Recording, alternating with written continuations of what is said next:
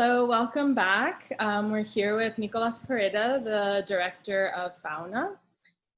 Nico, thank you so much for this incredibly enjoyable and really layered film that really one of my favorites in the current section this year. So I wondered if you could, for audiences who aren't so familiar with your work, I wondered if you could tell us a bit about your collaboration with, many of the actors in this work you work with regularly, and some of them are part of this theater company, and they all work together all the time. So maybe just say a few words about just this ongoing collaboration with them in kind of throughout your practice, and then we can kind of talk more specifically about working with them for this film. Yeah, so I met the main actor of this film and of most of my films, whose name is now Lázaro because he's changed his name, and he was called Gavino like in the film. I met him before I made my first film, and we became good friends, and I also was interested in working with him because physically he was very striking. I thought it was kind of interesting for a film. And then he introduced to me Luisa and Paco, who's the other two characters, the sister and the boyfriend. He introduced them to me, and they were already working in a theater company. This is around 2005, so it's been many years. Mm-hmm. And they've been working together in theater, so they're all directors and they're all actors, and they write their plays, and their company is called Lagartijas Tiradas al Sol. And somehow it's kind of, I write the characters for them, so when I'm writing I already know that they're going to play the characters, and it's not so much, I don't even sort of question it anymore. And for some reason I haven't had an impulse to write for other people, really. Like, it's just kind of an ongoing thing, and each film I make with them, sort of there's something lingering that I still want to do. And then I also met Teresa Sanchez before I started making films, so that this is a mother of them in the film, and she's also been in a lot of my films, mostly playing Gavino's mother. And I met her somewhere else, but kind of she's become kind of part of the group, at least when we're making, like, they don't work together outside of these films, but kind of they're very familiar with each other. And the father, who also appears in Greatest Hits, sort of probably the previous film in which they were all together. So this is Jose Rodriguez Lopez. Yeah, that's Gavino's biological father. Oh, okay. So it's, I don't know, I just don't know that many actors of that generation, and mainly male actors for some reason. So I remember thinking about different people when we were going to make Greatest Hits, and because they're in the theater world and they live in Mexico, we were talking about it, and at the end we decided the easiest was just to get his father. And I think it's also nice for them to spend some time together. He's not a professional actor, but he's always, all his life, been involved in cinema, so he's always had little parts. And he's worked for the Mexican Film Institute and for the Guadalajara Film Festival. He's always been kind of in that world, so he enjoys it. Okay, great. So yeah, you mentioned Greatest Hits, your film from 2012, in which all of these actors are also principal cast and also play a family. So could you talk about kind of the relationship between Fauna and this previous work? I mean, if there is for you. I think as a viewer that feels, they're big connections, in the sense that they're both films that have a similar structures, and that Greatest Hits also kind of has a middle point in which the film kind of restarts itself and rethinks itself in a way.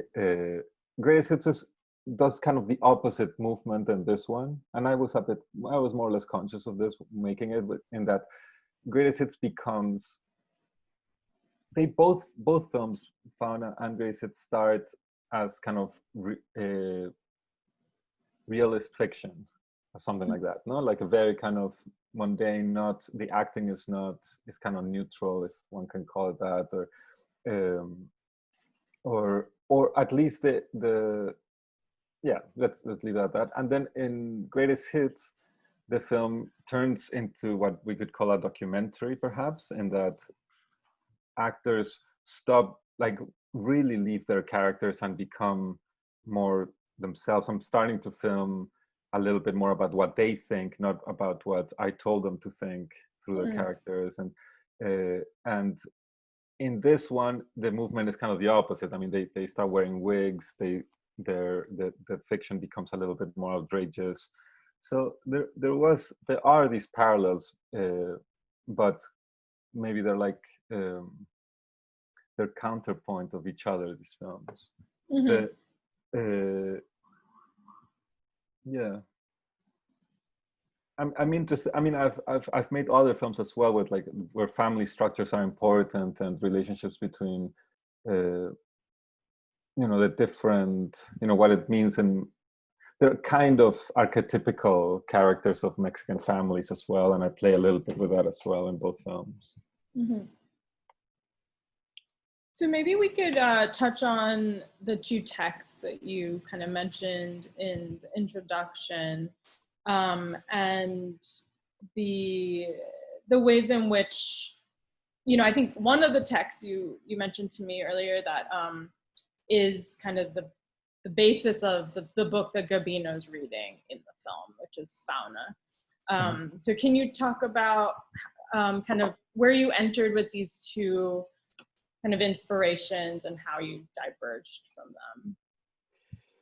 So Fauna, which was kind of like the inspiration for the book, Fauna was the inspiration a little bit for the second part of the film.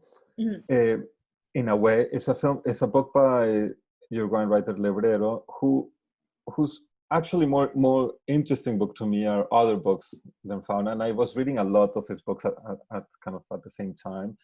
And in a way, he was influential in sort of two different ways. One is that he has this other book called the Luminous Novel, which is mainly about the everyday and his sort of step-by-step movements in the world. And it's a really long book in which really nothing happens except just him describing his super mundane life where really very little happens. Or like he plays a lot of video games, and he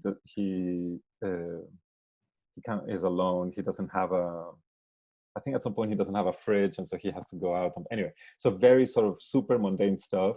And at the same time, he has these other books like Fauna where sort of really wild things happen. And among the wild things is this woman whose name is Flora, and who has a sister who the author calls Fauna because he never finds out the name. So he thinks it's Fauna.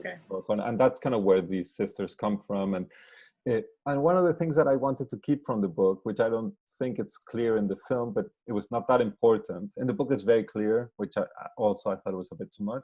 It's this idea of, is there another sister, or is it just one sister that has kind of perhaps a psychological problem or a practical problem, and this is the way out by having identities? Because her characterization of Fauna, who appears only in one scene, or maybe two at the end as well, is a bit absurd with this kind of strange wig. In that, anyway. So I like this kind of absurd game that can lead to different interpretations of who this character is and what the situation. I don't know. So I took all of that universe from him, and then there's this other book that was kind of like a general inspiration. It's not a fiction book. It's a book it's almost a political science book / literary theory or art theory. And the basis of that book basically is that, I mean, it's called The Cartels Don't Exist. And the idea is that we have assumed the existence of cartels, and by that he means kind of like that cartels are shaped the way we think of cartels is shaped by these movies and even by contemporary art and by novels, and that idea of this powerful violent force that is independent of the state, independent of the government, and a mutual enemy between civil society and the state. So like that civil society and the state have a mutual enemy in the narco world and the cartels, that is false. And that in reality, it's like all of these things are completely mixed.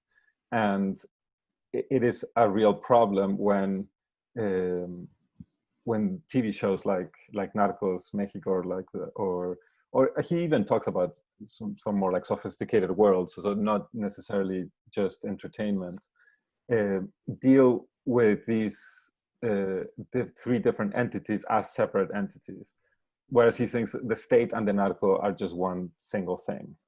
The state is in Narcos, and civil society is embedded in that world as well, and that's why it's also so complicated, as opposed to. And it sounds kind of obvious. It's not a battle between like the good guys and the bad guys, but somehow we've assumed it is, and all these, and it was influential because, and I'll talk a little bit more directly about the film, in that. Because one of the characters plays an actor who acts in Narcos.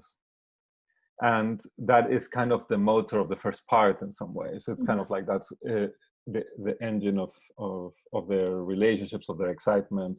And it's also one of the things I like the most in the film, when Paco has to act out a part in that film.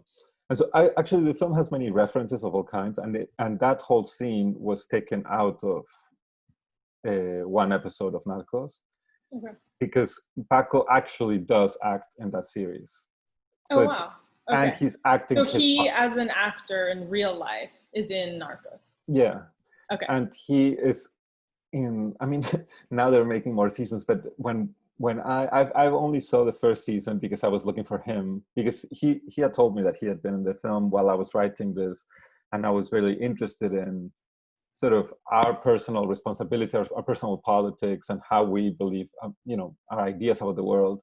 And I speak to Paco often, and our sort of involvement at the same time in these things that we don't agree with necessarily. And it's super common with people in film. No, we're like, directors that will direct commercials or TV shows that they think, like working for the evil people or whatever. But what is our relationship with that sort of thing? And actually, Gavino had a small, very, very small character in a Mexican movie called El Infierno, which was a film that is not big sort of outside of Mexico, but in Mexico it was like a huge hit. And it's a film that it was from 2010 that it created sort of the archetype of the narco. And it's like a super, and coincidentally, and this was a total coincidence, it was filmed in the same town where we filmed this movie, Fauna, that film. Anyway, so there was a lot of connections between, and also when you're in these spaces, and if you're making a film in the north of Mexico that touches upon these issues, automatically there's a whole of ideas and associations of how your film should look like, what's the pace of your film, how your film should be structured, because there's already sort of a predetermined narrative and structure of how narco stories goes. So I was interested in making sort of like the anti-narco film in some ways, where like there was the suggestion of the possibility of violence, but that at the end it's just like a bunch of confusion and you don't understand. And there's even in the second part, there are some scenes that are completely almost absurd, like that. There's that scene where that they end up with their faces cut out, like Paco and Gavino on the sides and Luisa in the center, where she starts talking about her being unsure about things, and eventually it becomes really impossible to understand what she's saying. And that's kind of like even I don't know if it worked completely, but I like this impulse of trying to get the main character into a real thriller that at the end it's like incomprehensible. And not even that interesting in relation to the thriller aspect of it, right? Because there is something absurd into turning our contemporary history into a series of thrillers. So did you kind of begin with the Fauna story and then create the world of Luisa and Paco coming to meet her family as like the container for that? I think it was more like different things colliding, because the idea of the visit of the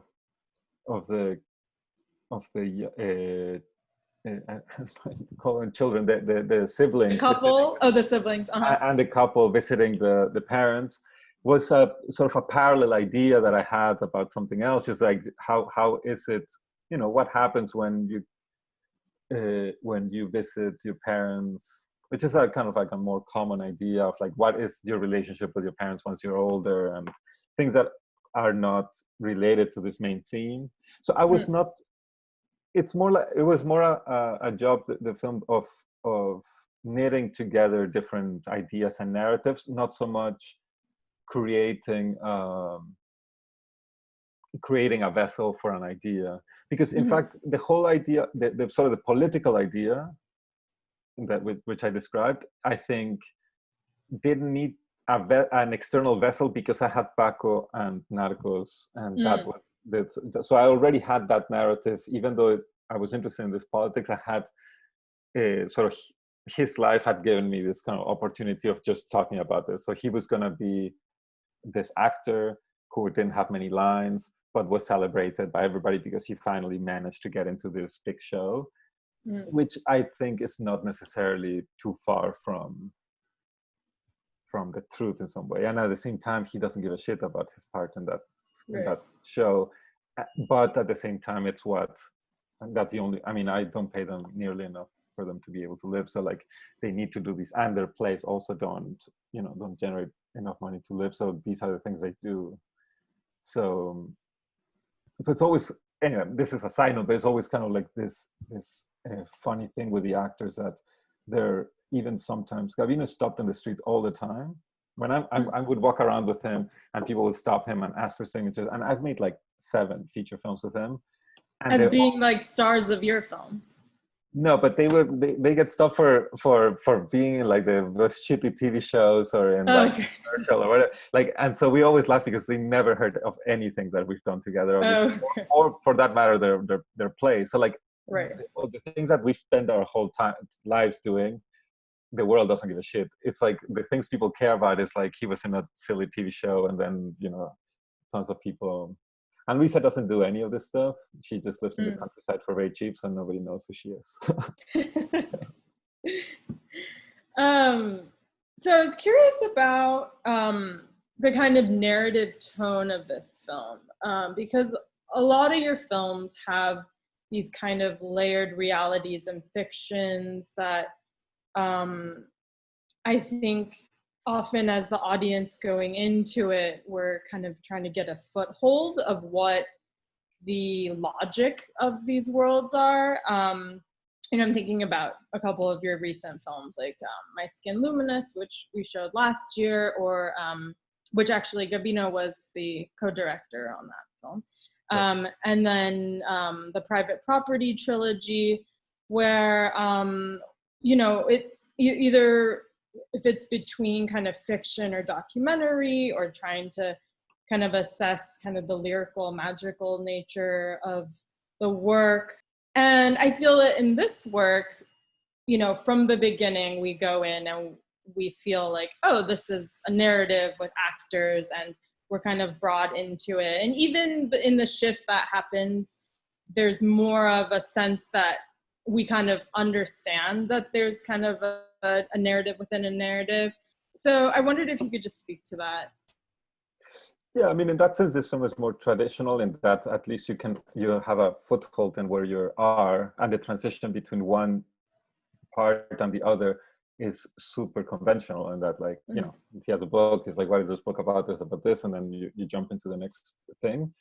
And I thought it was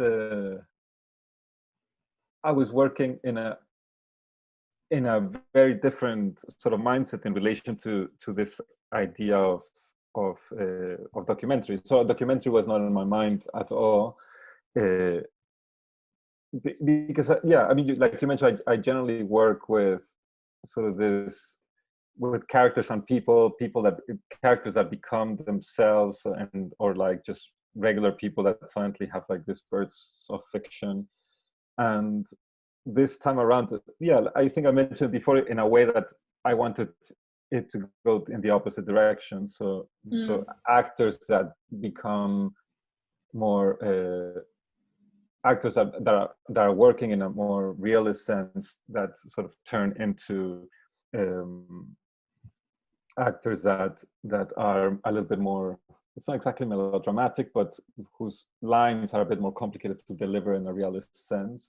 There's, for example, that whole sequence where Flora shows up with Gavino in the hotel room, and she's trying to get him to meet the sister, and they do the whole thing with a cigarette.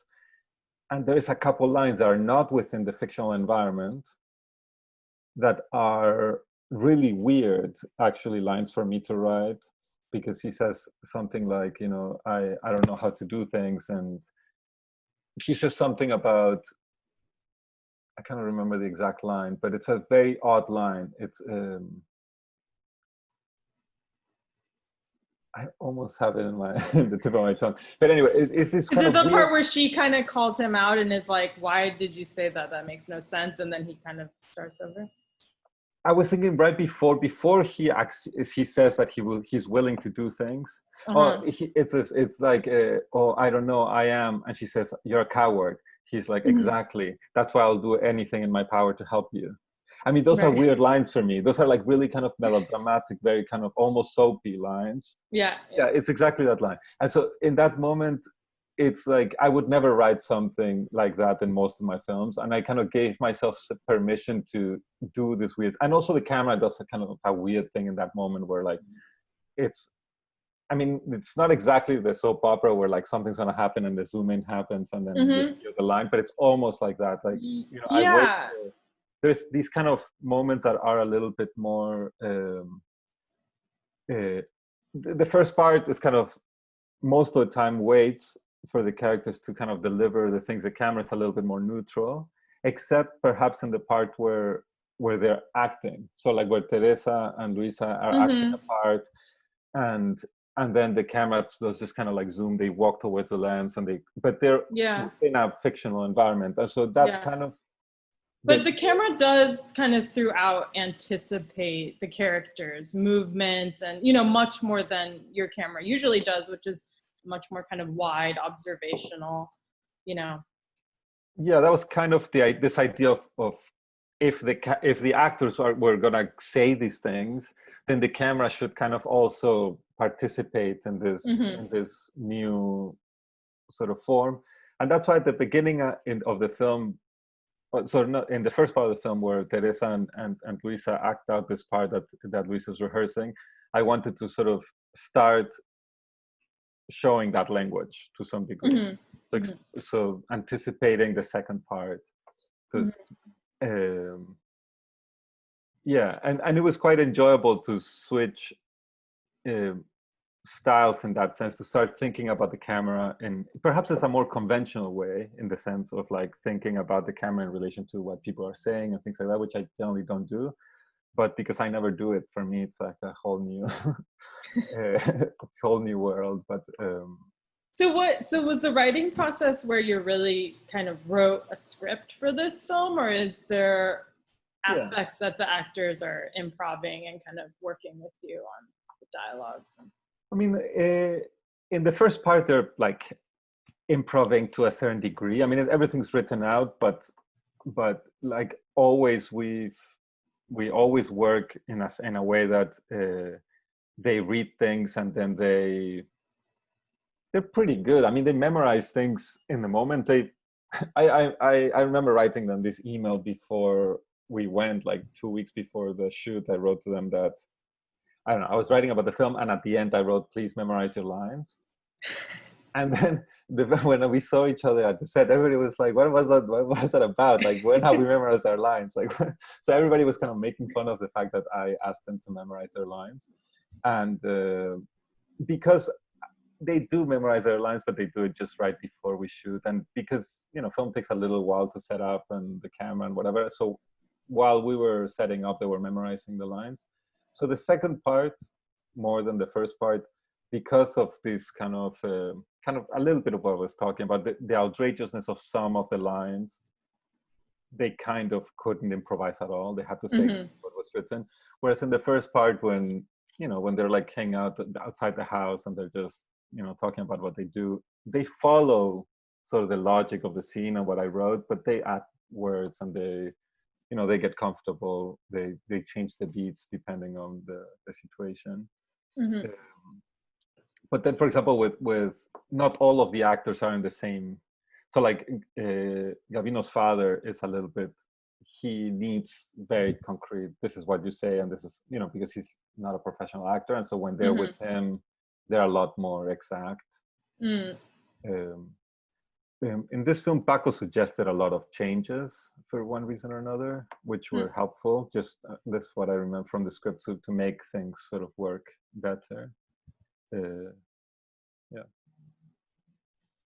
And yeah, I feel like so much of the film is built on these kind of performances within the stories.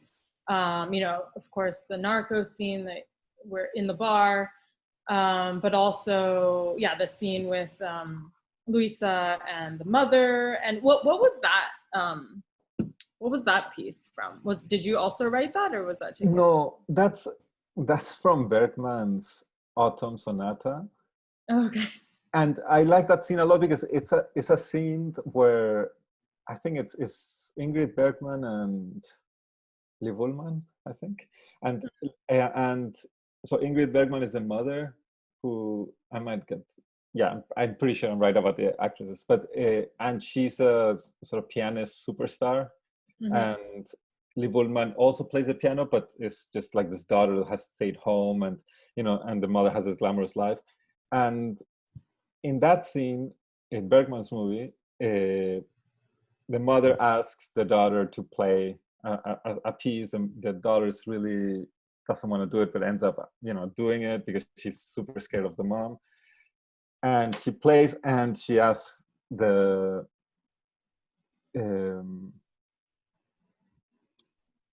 she asks the mom, how was I? And the mom says, oh, you were beautiful. And so, and then they go through the text that is in the film. But I like that there was like because it's complicated to explain. In Bergman's film, both end up playing the piano. Then the mother goes and she plays the piano. So I kind of did the same system that Bergman does in the film, where they both play the piano, but in my film they both act Bergman's scene. The same lines, right? Yeah.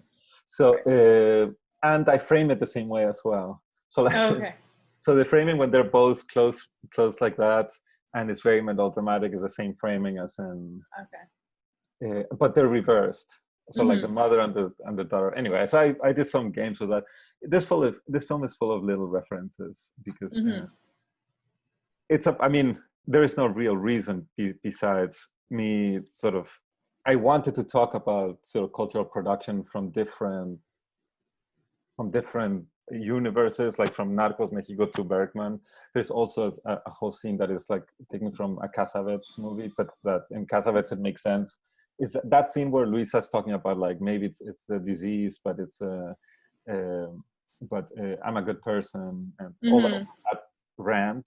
I assume it's an improvisation of a character in Husbands, and in Husbands it makes sense. They're drunk, and somehow it makes sense. And when I translated it and they say it, it's kind of ridiculous, but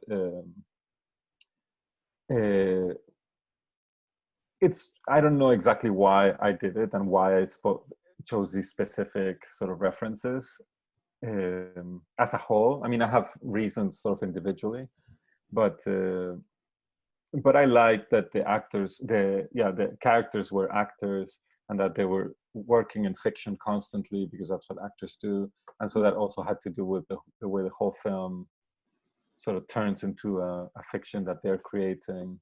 Yeah. Yeah. Can you talk a little bit about the very end of the film, where kind kind of the different moments kind of begin to fold into each other, where we're hearing the dialogue of the, you know, the bigger story back to the two of them talking about the book, and then we're also seeing the two same characters kind of enacting the story within the story, and it's all kind of. I had to finish it somehow. I mean, unfortunately, I wrote the screenplay fairly fast, and we went to shoot it soon after I wrote it. And I had a very different ending, and it was like it was a lot more convoluted, and there was a lot more scenes after the bar scene. And we shot a lot of it. No, we shot, I think, everything that I wrote, but it started to become a parody of itself, like everything that we were shooting after the bar scene, because it was kind of like the downfall of the fiction and also the sort of the more violent aspect of the story, when basically this kind of thug ends, like the boyfriend ends up, the new boyfriend or whatever of the second part ends up taking all of them. And there's like just a few lines where he says, like, you know, I was like dropped in the middle of the road or something like that. Mm-hmm. That, instead of a voiceover, was gonna be things that you saw. And they, even while we were shooting it, they started making fun of me and like sort of talking about bad Mexican 90s films, like bad Mexican crime 90s films that it looked like we were shooting those things. And I realized that's what we were doing, and that while I thought it was all very clever, it was not. There's a difficult balance between things being conceptually interesting, but then not kind of falling into place and being in it for themselves. And so I decided to sort of take all of that away, and then I didn't have that much to end the film with. So I had to kind of come up with something. I went back to Mexico to do I mean, I was there for a different reason, but I ended up having to re-record all the dialogues of the end to make sense of something. And I found that it was okay to finish sort of merging back together the beginning of the film with the end to give some sense of closure. At the end of the day, it didn't matter so much in a sort of story sense to me, but it was kind of a way to allow for an ending, which many times I don't even do. I mean, sometimes films just end in the middle of things, but because the second part was a bit of a fable of sorts, I thought it was nice for it to kind of close. And yeah, and also the abstraction of the lights and all that gave a sense of unreality that I thought it was kind of nice to, and echoed a little bit the first part already with the motorcycles and all that. Yeah. Great. Well, thank you so much, Nico. It was really great to chat, and really happy to have your film in our lineup this year. Thank you so much for having me.